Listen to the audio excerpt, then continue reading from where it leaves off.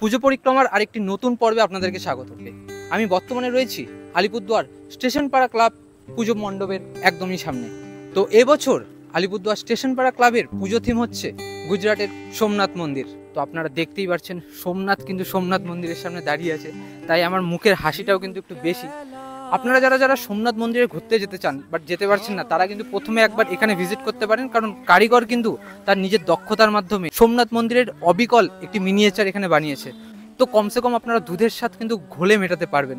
তো দেখতেই পারছো কতটা হাইট এই পুজো মণ্ডপটির, যথেষ্ট উঁচু করে কিন্তু বানানো হয়েছে পুরো পুজো মণ্ডপটিকে, এবং একদমই অবিকল সোমনাথ মন্দিরের মতনই কিন্তু সেটাকে লাগছে। তো বাইরে থেকে মণ্ডপ তো আমরা ঘুরে ফেললাম, এবারে চলো ভেতরে যাওয়া যাক, দেখা যাক অন্দরমহলে কেমন রয়েছে সাজসজ্জা এবং মায়ের প্রতিমার রূপ।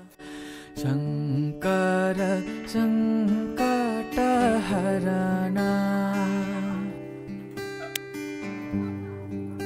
তো এই ছিল আলিপুরদুয়ার স্টেশন পাড়া ক্লাবের সোমনাথ মন্দিরের বাইরের এবং অন্দরমহলের সাজসজ্জা এবং মায়ের প্রতিমা।